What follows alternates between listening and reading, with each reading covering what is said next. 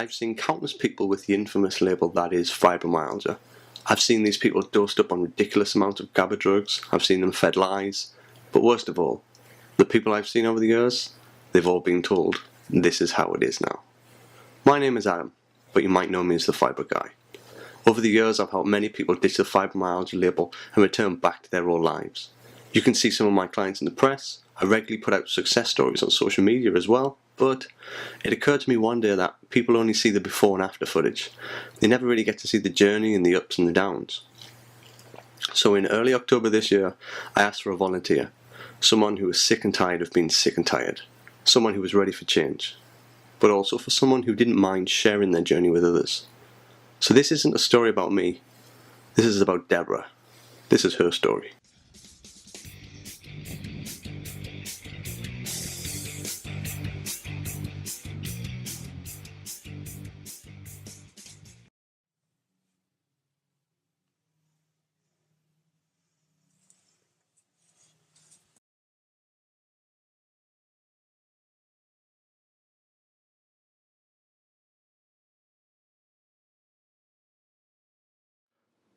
Normally, for a consultation, I make them fairly hard to attain. I make it abundantly clear that I mean business, that it will be hard, and that I do not do excuses. So before I could start with a volunteer, I needed to make sure that they would be at the same point as my clients are when they first walk through the doors, wherein they had tried everything, not just attempted one or two modalities, but spent a long time trying everything. I needed to see that my potential volunteer was 100% committed to change, no matter how hard it was going to be. So that's why on October 20th, I sat down with Deborah and her husband Phil. The consultation lasted roughly an hour, and it gave me the chance to get to know Deborah, ask a few questions, answer any that she had, and to run through the program with her. Deborah was shy and introverted, and I had wondered if this was an effect of being in pain, or just her normal disposition. Deb's story was one I hear a lot. She's had no real care since being diagnosed, and was dosed up on GABA drugs and told to pretty much just get on with it. Over the years, I have caused a lot of controversy when I say things like anybody can recover from fibro once you lose the label. Think of it like dieting down and getting abs, getting a six-pack. It's hard.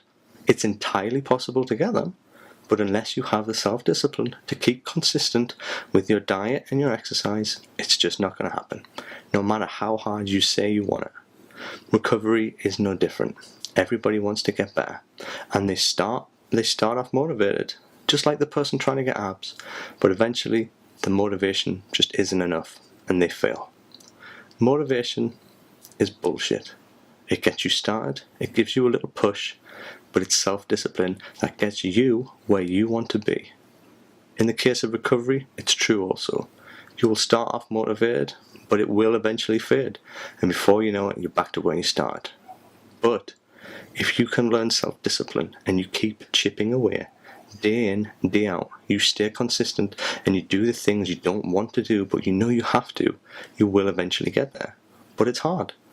And to make sure that Deb understood how hard this was going to be, she was going to have to do something that every one of my clients has also had to do. Okay, so that's the first time I've seen Deborah, and I am quite happy to go ahead with it. She's in a lot of pain. There's a lot of mobility issues there as well, which is something I've always loved working with, because I think you can really kind of measure the progress with somebody who can't walk because they rely on crutches or wheelchairs to get out. So there's a lot to work with there with Deborah, which is fantastic.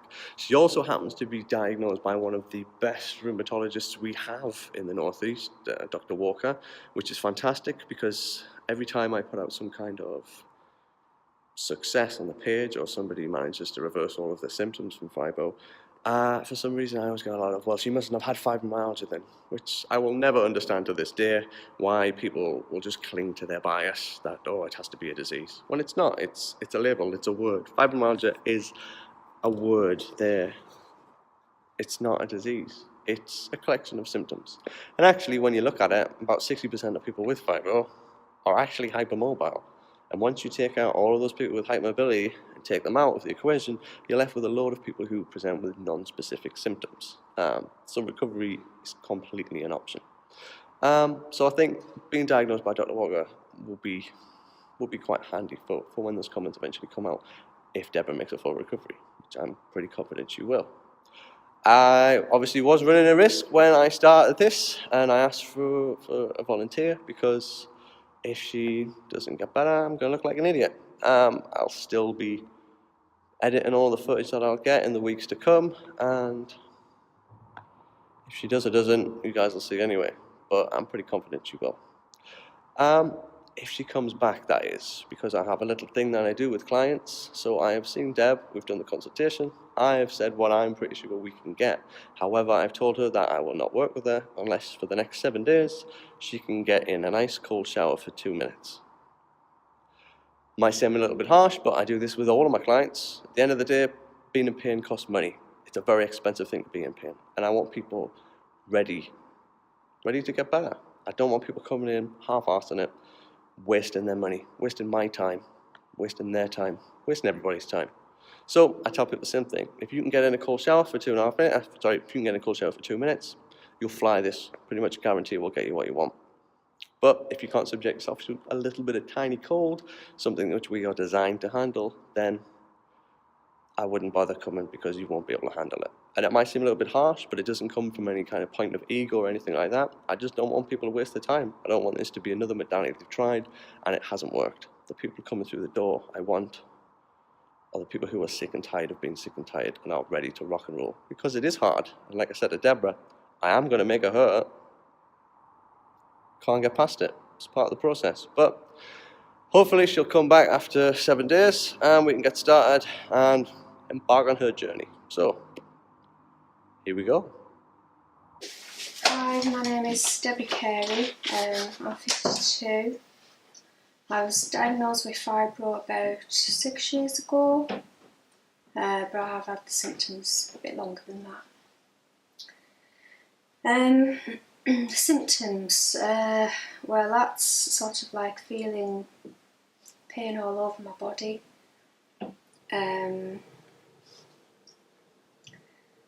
Most times I feel like I've been hit by a buzz.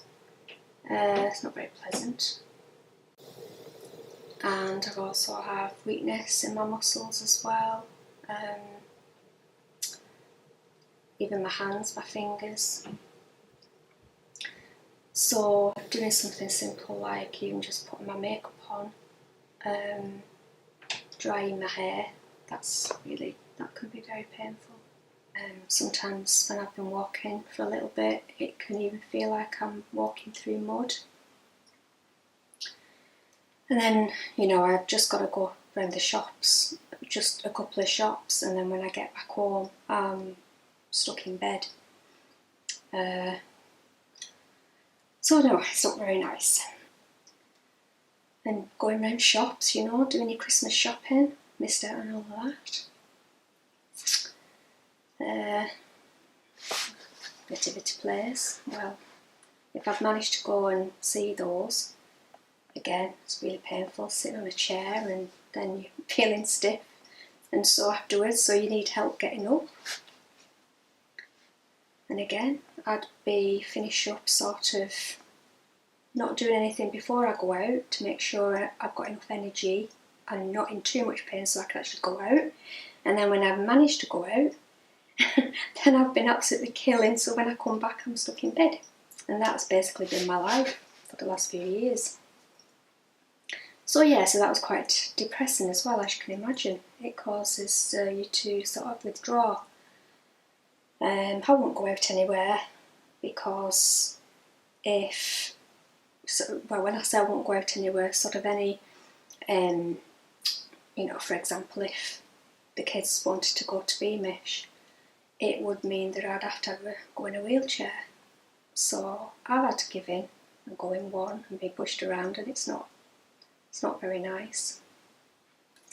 So anyway, to cut a very long story short, I saw Adam's website on Facebook. In fact, I saw it quite a few months ago, and when I first saw it I thought, well, how on earth can you do exercise when you can't even go up and down the stairs, when I can't even go around a shop? So I just thought, forget it. I've tried doing different things like that and it's never worked. But then I saw his website again.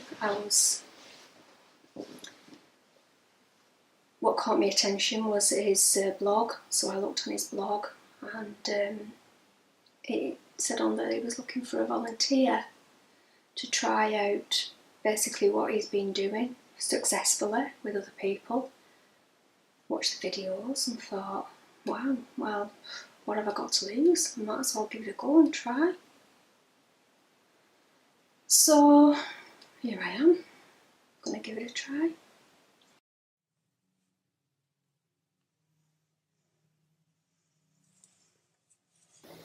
Deborah did indeed come back after 7, albeit very cold days. So the first place to start with Deborah is to actually explain what it is she's going to be doing. So pain has a very bad rap, and at the moment for Deborah it's almost like this omnipotent force. It's this huge monster that's hell-bent on destroying her life, when actually that couldn't be further from the truth. Pain is for protection. Forget about damage, pain is for protection. You can have loads of tissue damage and be in absolute agony, but you can also have no damage and still be in agony. Pain is very subjective and it's incredibly complicated. So what we need to do is to kind of simplify it down so that people can understand it, take it in, retain the information, and then use the new information to change the outcomes of what they're going to be doing. So I use my input-output method to help explain this to clients. So that's what I'm going to run through with you right now. I want you to separate yourself into two people. So the first person I want you to imagine is conscious you. So conscious you can interact with the environment directly around you. So if you want to move a cup or push a picture frame, that's easily done. Okay, so all of the voluntary things that we do, all the ways we interact with the environment, is controlled by the conscious you. Now the second person you split yourself into is the subconscious you. So the subconscious you controls your breathing, controls your blood pressure, what stress hormones you will give out, what happy hormones you will give out.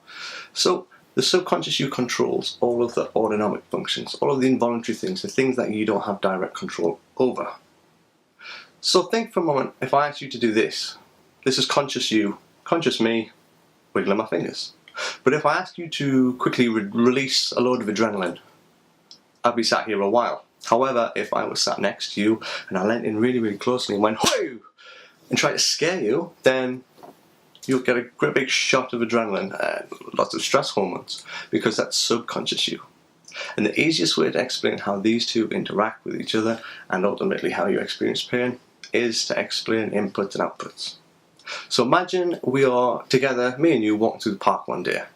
It's a beautiful day, there's kids playing, we've got ice cream, we've had a really nice day through the park. And as we're walking through the park, a dog jumps out. We get a lot of information in. So we get an input, sight, sound, smell, not so much touch, but there's a lot of sensory information coming in regardless. We both get the exact same information. However, how we respond to it is going to be completely different. For me, my information comes in. Subconscious me goes, okay, what do I want to do with this information? Let's get some context. Where am I? I'm in the park. Have I been here before? I come here all the time. Nothing bad ever happens. Actually, I associate this place with lots of happy memories. So, right, what's around us? Kids playing? Is there any sense of danger? Not really. How am I feeling? I feel pretty good. Ah, dog. What do I know about dogs? And then imagine for a moment the subconscious me pulls out a huge encyclopedia book, and it's called The Book of Adam. He'll have a little flip through the book and he'll go, well, we had a dog when we were 8. Love that dog. We're really sad when it died. So now that I've got information in and I've processed that information and I've given it some context and it's got some emotion behind it, I've now got to create an output. So my output, based on the information that I've received and how I've personally processed it, or how I've subconsciously processed it, based on what I believe and all of my past experiences. Okay? Means that my output is going to be happy feel-good chemicals, dopamine, serotonin. I'm going to feel really good. My heart rate might elevate as I start stroking the dog. My breathing might get a bit erratic. I might, oh, hello, little dog. And all in all, I've had a nice positive experience because information came in, I processed that information, and I've created an output. Now, if Deborah was with me, or you, we both get the same information in, but at some point in your life, when you were 8 and when I was getting a dog, you might have been bit by a dog and you might have a huge scar that required plastic surgery on your thigh. And every time you've ever gotten dressed for bed or the first time you were with a new partner, you've always been incredibly conscious. Really, you just don't like that trauma, that emotion that comes with that scar. So, despite the fact that you have the same information coming in as me, when it gets to the point you pull out your big encyclopedia of life, you might scroll through and, oh, when we were 8, we were bit by a dog. We've had lots of drama through and lots of emotion. Oh, dear me. Right, there's a chance for danger here. We don't want to have to go through that again. So the output is going to be completely different. You are going to experience stress hormones like cortisol. Your adrenaline is going to be released. You are going to feel anxious and you are going to tiptoe around the dog until we're safe, and your body, your brain is going to go, right, so we reacted to that in a way to protect us. It obviously protected us, we're still alive. It's a good idea next time I see a dog if I do the same thing because it worked. That is inputs and outputs, okay? So one slight thing in your past, whether you can remember it or not, can influence how you create your outputs, okay? And pain is 100% of the time an output. It is never an input. Because technically, pain receptors don't really exist. It's kind of a trivialization of something that's really complicated. We have nerves that detect temperature and chemical and vibrations and movement, but they send information.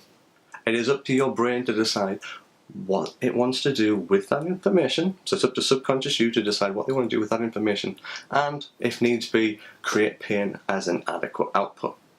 Because you can have lots of damage and be in pain, and you can have lots of damage and not be in pain. If we had pain signals coming in, everybody would feel pain exactly the same, but we don't. It's subjective.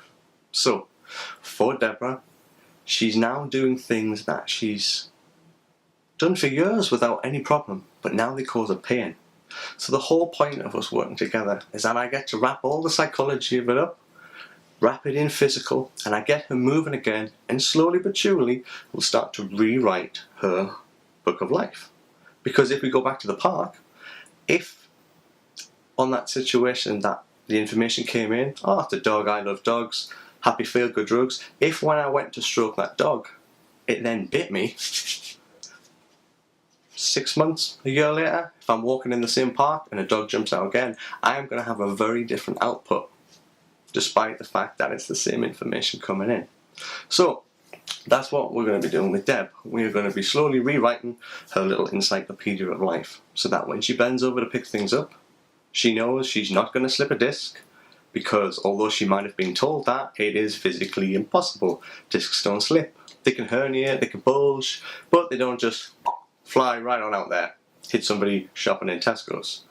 So if somebody's told her that, and she goes to bend down, she's going to get the same information in she always does. However, subconscious Deb is going to go, oh, actually, there's a chance for danger here, so what I'm going to do is I'm going to make all the tissues in your lower back really tight, and I'm going to create a little bit of pain so that you stop doing what you're doing, i.e. lifting up the back.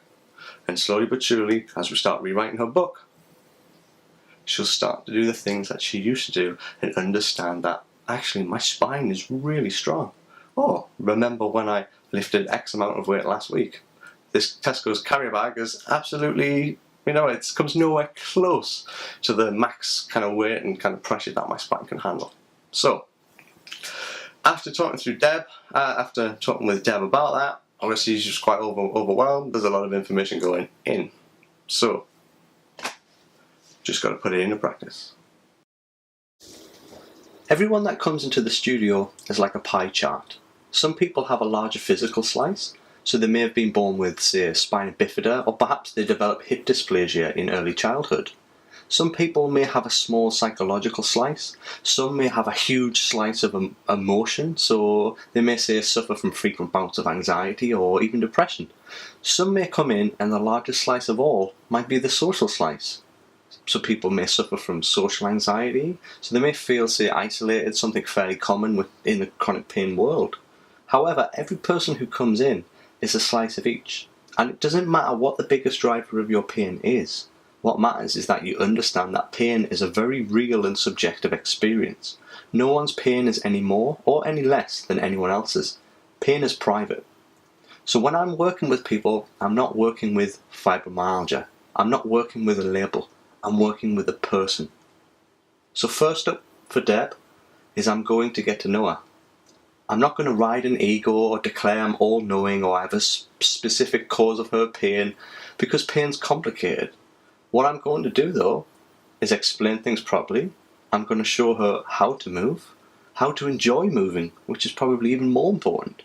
And most importantly, that she is the one who is going to get her out of pain, not me.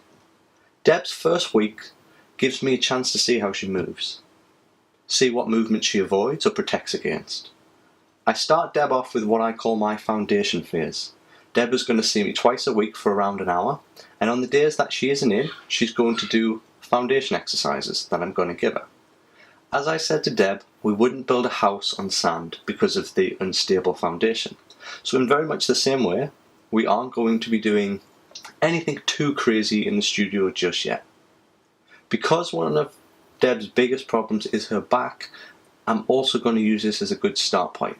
I have a little exercise for the lower back that pulls all the tissues of the lower back, and it feels great. So I'm going to show Deb this. I call it the maneuver. I'm also going to explain to Deb that when she feels tight in the lower back, the tissue is exactly the same as when she doesn't feel tight. When we stretch, we don't actually do a lot to the tissue. In fact, a lot of the things we think happens to the tissue is actually wrong, and is being debunked a long time ago.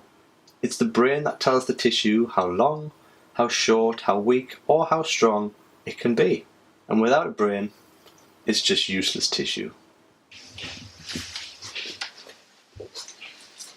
I saw Adam yesterday. I think it's about 7 days today now since I've been working with Adam. Well, he did some strange manoeuvres on my back, but whatever he did has actually helped to free my arms, if that makes sense.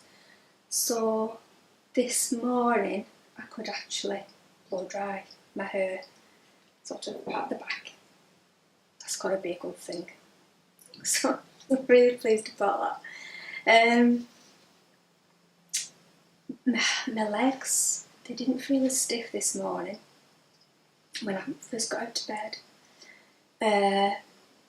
Now, after everything I did yesterday with Adam, I would have expected to be stuck in bed, not being able to move. It's not been like that at all today. Yeah, I felt pain in my body, but it's been more like what you'd expect after you've done some exercise, like you'd expect after you've been moving muscles that you've not been used to being moved before.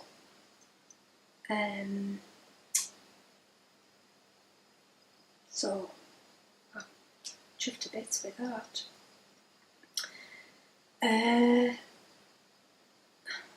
The brain fog, well, that's got to be a slow process, I think.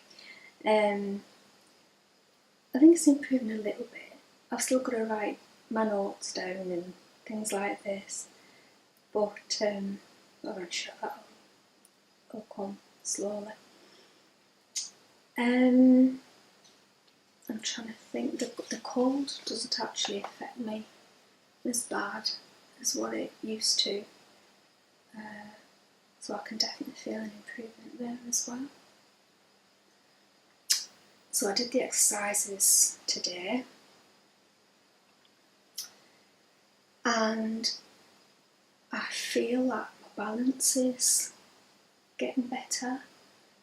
I'm concentrating, I'm not concentrating, but I'm more aware of my walking, so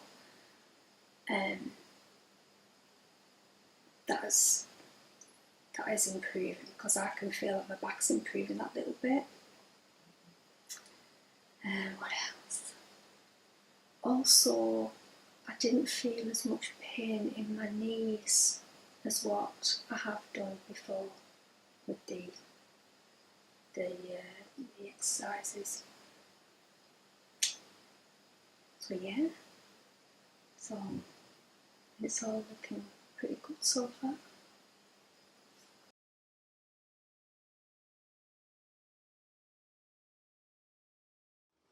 Now that Debs was beginning to build not only a strong physical foundation, but a psychologically strong one too, it was time to start building. As a human, Deb can either take advantage of the brilliant bioplasticity of the human brain and body and its ability to adapt to almost anything that's thrown at it, or it can work against her. Whatever Debs does, she's going to get better at doing it. The more she plays guitar, the better she's going to get at playing guitar. Pretty great, huh? Just practicing, repetitive movements done consistently, and what we call practice can yield the adaptation to be able to play guitar. Well, it also goes the other way as well. The more Debs is in pain, and the longer she is in pain, well then, the better she's going to get at producing pain. So week 2 is about changing that, and making it go in Debs' favour. I introduced Debs to my pin and press routine that takes advantage of something called descending inhibition, and we also start to get rid of that fear of movement.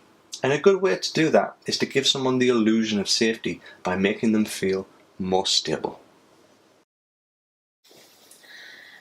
Adam did say yesterday that to expect to be walking like John Wayne for the next 2 to 3 days. Well, I am. But it's, like I said before, it is a different type of pain. It's basically because I'm going on to a different level in it as such. So part of it's being calmed down. So now I'm using muscles that, well, I am not used to using for a long time. And B, this is really how the pain should feel when I've been doing stretches and things.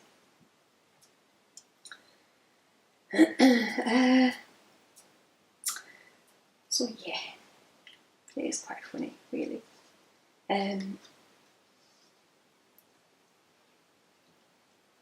Also, what I noticed this morning was, I actually noticed it after the event rather than at the event. Basically what I was doing was I was putting my makeup on, and now I can only put a bit of mascara on, a bit of eyeliner on, because again, since I came down with these symptoms, also I've finished up with psoriasis, and it comes up on my face and different parts of my body. So because I can't wear makeup, but I can wear mascara and eyeliner. So anyway, I was putting it on, doing my eyes and all the rest of it. But it's only when I came out and I thought, hang on a minute, my arms weren't hurting. And normally it's really painful. I mean, I normally get, it's like a really achy, horrible, dull pain in my arms that I get. And that normally happens if I'm putting my arms up, and if I hold them up for a certain amount of time, it could be for a few minutes, a few seconds even sometimes, before it would be just trying to lift up a kettle, a teapot, it would really hurt. And I would have that today. Fantastic. Brilliant. The other thing that I realised that I'd done, I think it was yesterday when I mentioned it, I'd actually written down the word fibromyalgia, and I said what I was doing, I was ticking the letters off, just when I felt that I'd got a little bit closer of getting rid of this fibromyalgia. I'd realised that when I very first wrote it down, I'd spelt the word wrong. And that's part of my brain just not working as it once did. So I felt, God, I've got more letters than what I thought originally. Well, that was fine, because what I've done today, I've really scribbled out the L, I think it was. So yeah, I am still left with 3 letters, but that's absolutely fine. That's okay. But that does just show, how my brain has been working in the past, and that in a sense it is getting clearer. Things don't feel quite as muddled up in my brain. I'm trying to think how to explain it, but it's like before there'd be like a lot of input going in there, and now it's feeling, I can feel it feeling settling down. And I also went out and did a bit of shopping today. Fantastic feeling. Although I'm still walking like John Wayne after those stretches, but hey, absolutely fine. I went into 3 shops, getting fabulous. I even tried on a top. I wasn't hurting afterwards when I came out. I reached up really high. There was an item of clothing that I really wanted, right high up. They do these things sometimes, and I actually got it off the peg and even put it back on again afterwards. It was like, yes, wow, it's fabulous. Just all these little things, they just mean so much. It's just amazing. And that was the other thing as well. I realised that when I was out again, normally if people were talking to me and all these people around me, and I'd start to feel a bit that sort of anxiety type feelings and all that input that was going on, that had come about when all the pain was going on, and that, probably a little bit sort of later with the pain. So yeah, it just shows that, all that input is actually now starting to calm down. Absolutely just fabulous. The exercises, now, the daily ones that I do with the pin and press, I think I mentioned it before. So basically what you're doing is you're putting this little rubber ball, it's got little rubber spikes on it, it's rubber, it's not that bad, or not as bad as it sounds. Although on the second day when I did do those, oh my God, I cried. This time I did it with some discomfort. I just felt discomfort, but it wasn't agonising. And after a while, it just sort of it felt like it was just melting away. And I also managed to do that for 2 minutes with each one. This is just so amazing, honestly. I can't say it enough. I've probably said it quite a few times because I'm just so excited about it. So really what's happening is the way that I'm processing it all, processing pain, is just completely different, and I can really, really see that now. And it's like it's just that pin and press is like desensitising. yeah, fabulous. I don't know what else to say today. I've had a brilliant day. Good day. After reviewing how Debs had done over the last 2 weeks, I decided that week 3 would be a good place to start revisiting some of the things she'd already done in week 1, showing her just how better she was at them now. This helps to create a good association with movement, as it literally shows her how well she is adapting to new stress without flare-up or relapse. Among the many things I had planned for her, variation of movement was going to play a big part of week 3. And because Deb's pain was coming down nice and steady, it gives us a good, safe window of opportunity to introduce new movements that she may have previously been afraid of, or movements that had previously caused her pain, all whilst riding the feeling of progress already established. Something else that also needed to be addressed is the notion that energy is limited. We are all familiar with the spoon theory and how you need to preserve energy and pace your day. Well, personally speaking, it's total bollocks.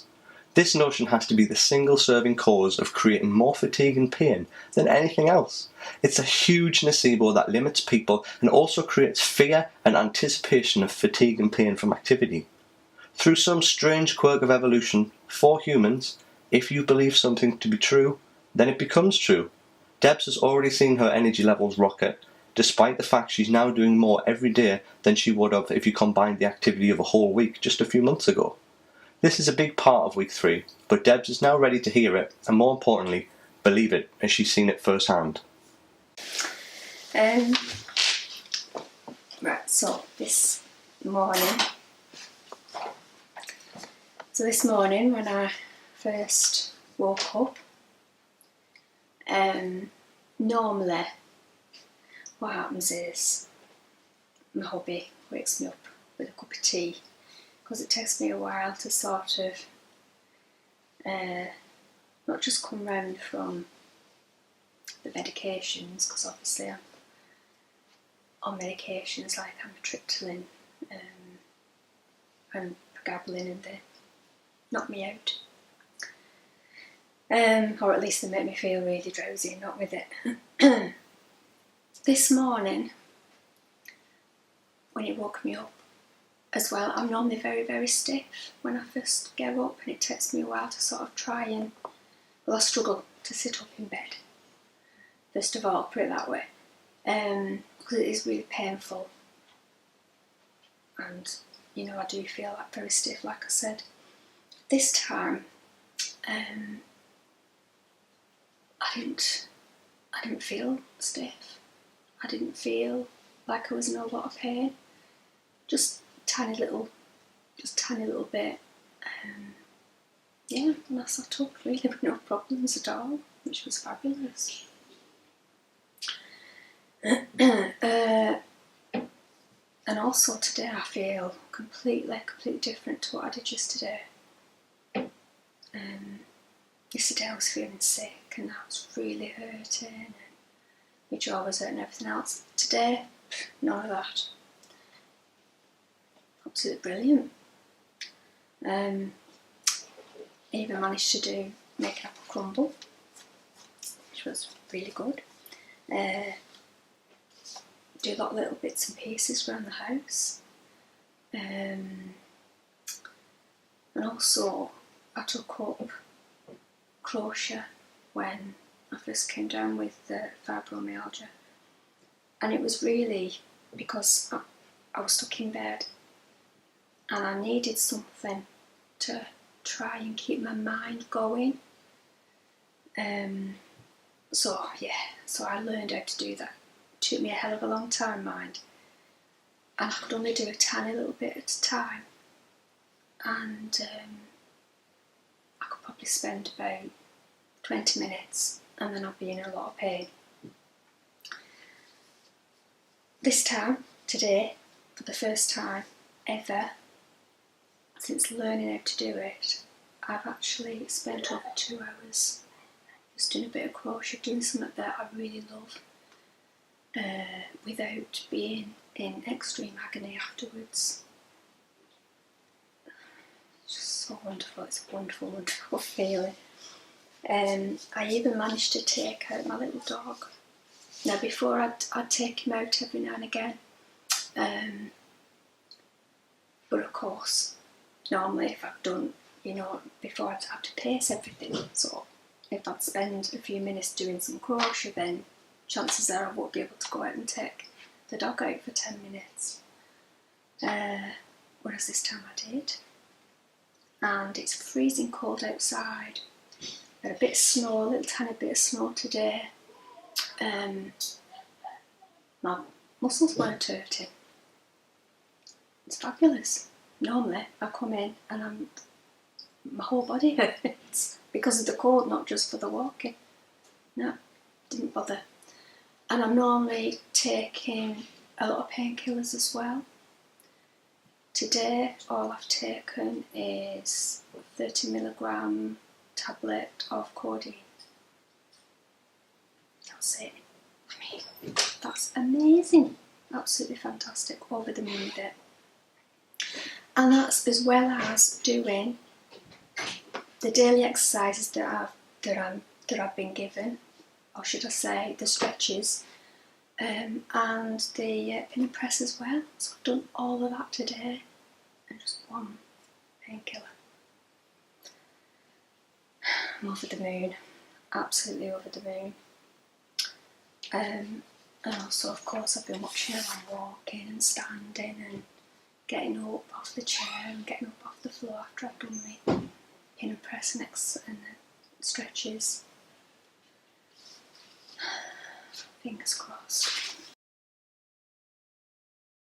No recovery is quite complete without a relapse, and why would Debs be any different? So in week 4 I continued to do what we'd been doing, but by week 5 we completely took our foot off the gas. And what happens every time you do this for the first time happened. Debs felt like shit. It's almost like your brain goes, hold on a moment, we're having a rest week. Right, that's it. Inflame the tissue. If we're going to get ill, let's do it now during this week that we don't have loads of physical stress going on.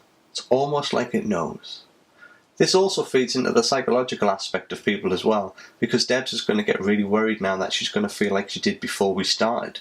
And the fact that she's had a full week without pain means now she has something to gauge against, and it's going to feel that much worse. But once she pulls through this, she gets to understand that people are adaptable and no state is forever. With that in her subconscious, she won't worry about going backwards. Today, I felt rubbish yesterday. I feel really rubbish today. I just basically feel like shit, shall we say. I didn't sleep very well because of the pain. After those exercises, obviously it's, been stretching the muscles and things, so all under my arms, along the sides, my back's been playing up quite a bit today as well, and my legs were hurting a bit more than what they normally do, but then again I have been using them more for those exercises that I don't normally do.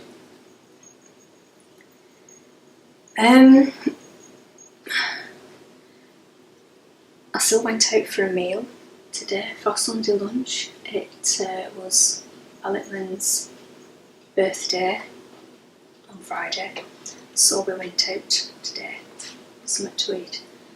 Now, normally if I'm going out for something to eat, I've got to take codeine and paracetamol and all this sort of thing before I actually go out.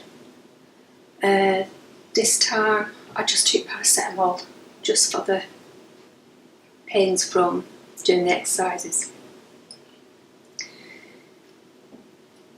So yeah, I had to force myself today to do the daily exercises, and I had the pin and press exercises to do as well. So so yeah, that's really all I can say about today. Just that I feel like shit. So hopefully tomorrow I'll start to feel a bit better.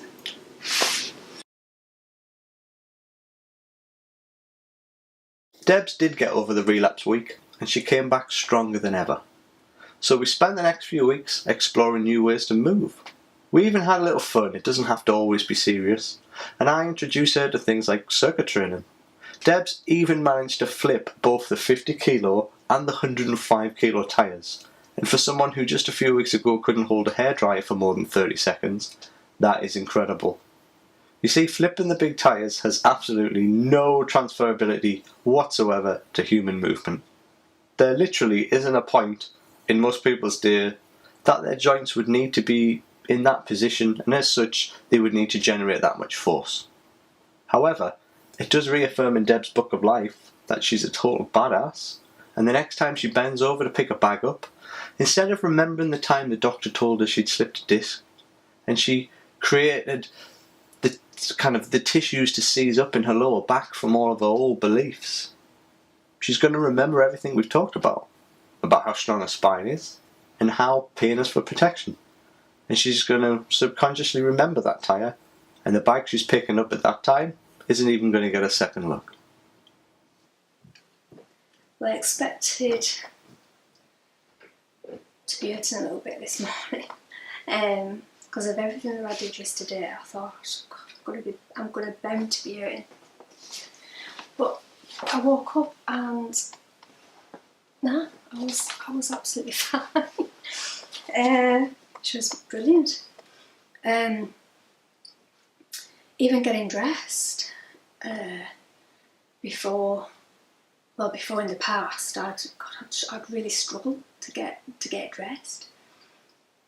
Today, this morning, not even achy in my legs, which is just fabulous. It's brilliant.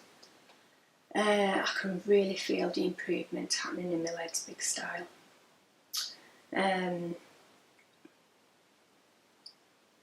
Just wrote a couple of things down so I don't forget. Oh yeah, that was it. I also decided to go out for a longer walk today, so I was out for, I think it was over half an hour. In fact, it was probably more like 3/4 of an hour I was out, just walking. And I could walk a bit faster as well than what I normally do.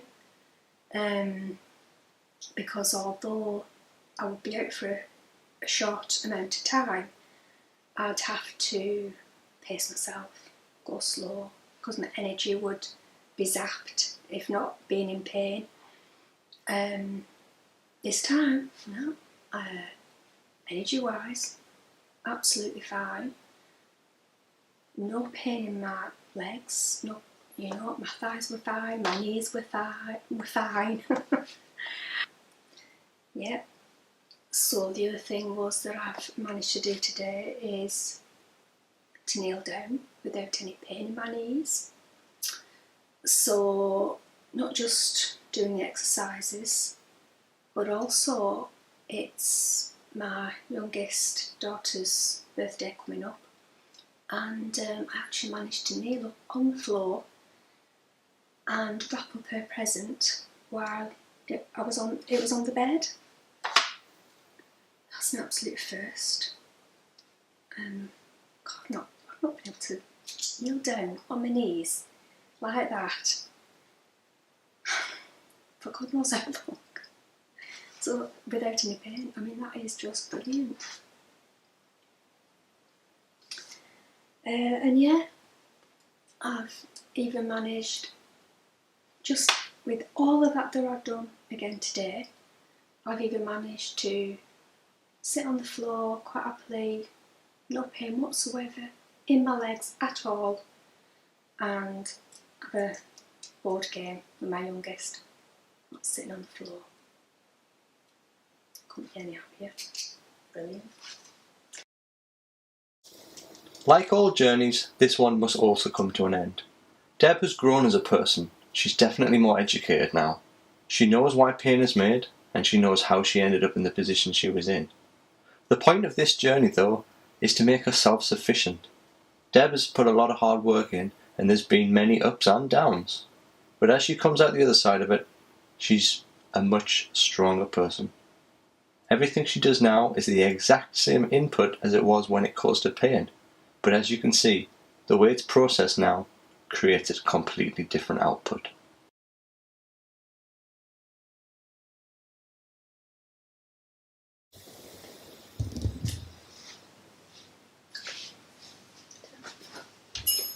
Well, I thought that as this is the last day of the video diary, I have a Christmas jumper, and I thought, I'm going to have Sweep on, haven't I?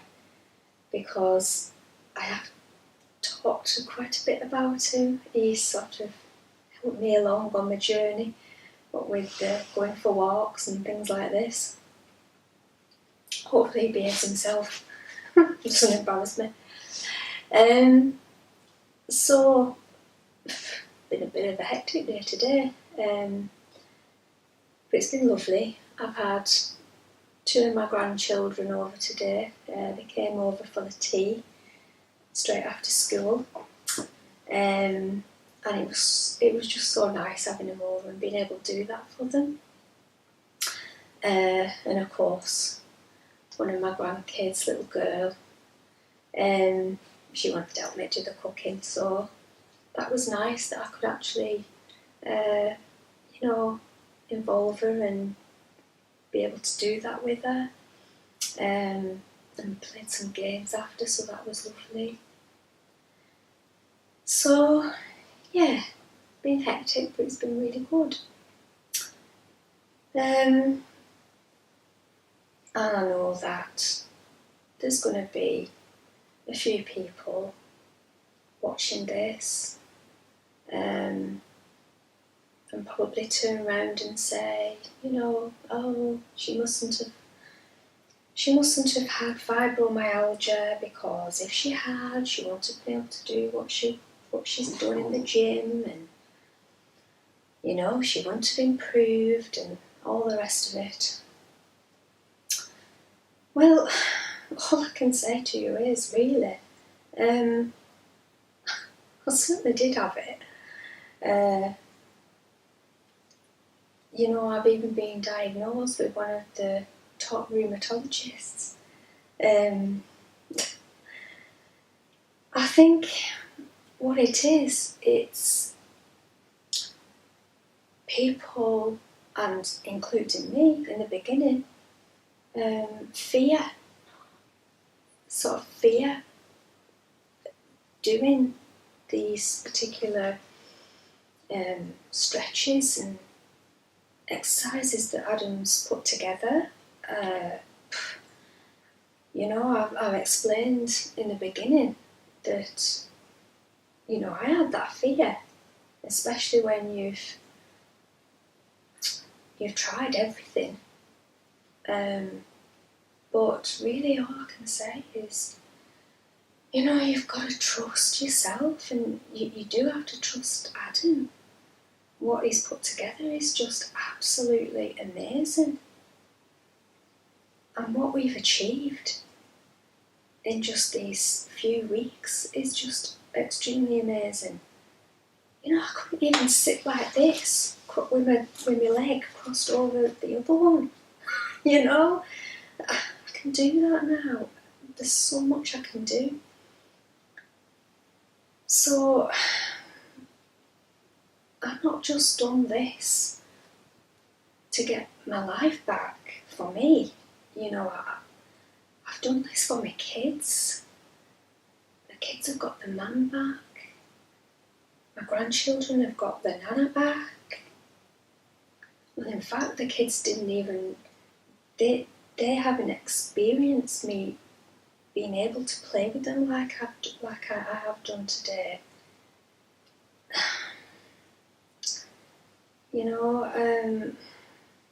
I don't really know what else to say on the subject. Just give it a go, and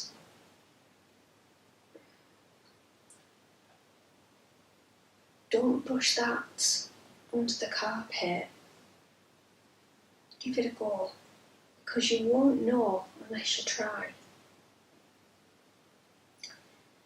So I've also got my energy, I've got more energy now as well. The reflux that I had very, very bad reflux before with the symptoms. But that's just eased off so much. It's incredible. So I'll be able to start eating more now, whereas before I was very limited and I wasn't enjoying my food because of it. So there's lots of little things like that, and I used to be taking painkillers every single day, and lots of them, which I don't think helped my skin with psoriasis. That has calmed down drastically. I've still got another 10 weeks of exercises to do. It's going to be my last day tomorrow with Adam. So that's going to be really, really sad, to be honest, because, you know, I have actually enjoyed going down there and experiencing different things. And it's been very, very empowering as well and helping my confidence. So in one sense I feel like it's like a bit like a rebirth, you know. It's finding out more about yourself as well because of what I've managed to achieve. So yeah, it's going to be sad tomorrow when I see Adam for the last time. Although in saying that, I will be going to see him again at a later date, even if it's just to go in and say hello and say, you know, look what I can do now, so to speak. Yeah, is that right, Sweep? I'll probably take Sweeping actually. I'll probably come along as well.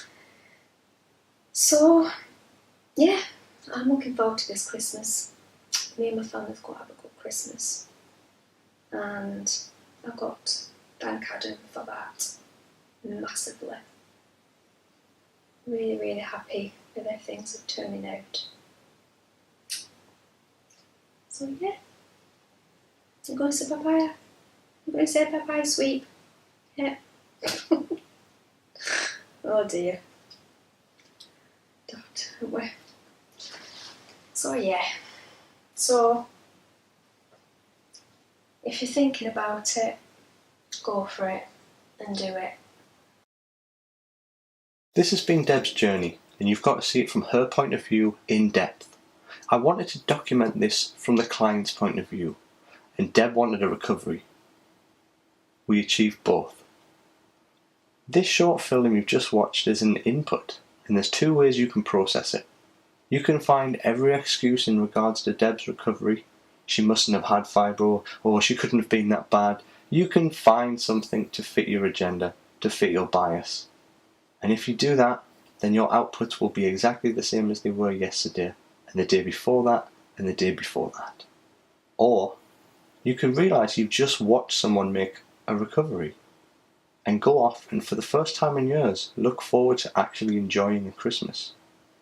If you change how you process the inputs, your outputs, well, they're going to be a lot different.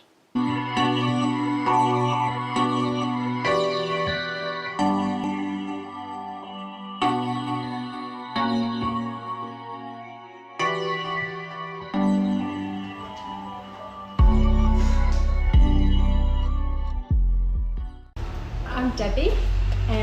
It's been about 3 years now since I last saw Adam. I've recovered extremely well. Life is absolutely wonderful. It's hard to actually think back to what my life was 3 years ago because it's like a different lifetime away. So 3 years ago, I'd be probably stuck in bed in absolute agony, not being able to get out. it would be agonising just having a wash. Now, crikey, I'm having a whale of a time. I've got no pain. Everything's just perfect. I can do whatever I like, whenever I like, without having to think about taking my wheelchair, without making sure somebody's going to be with me, because I couldn't go by myself, because obviously of the pain and everything else, and the brain fog, that was absolutely horrendous. Whereas now I'm dealing with numbers, people's names, just simple little things like that I couldn't do before. No way in this world. I have a normal life now, which I never thought I would get 3 years ago. And I'm running my own sunbed business, working long hours, 10 till 7 some days, doing repetitive job as well. And I couldn't be better. So yeah, I'm extremely grateful to Adam for everything that he's done.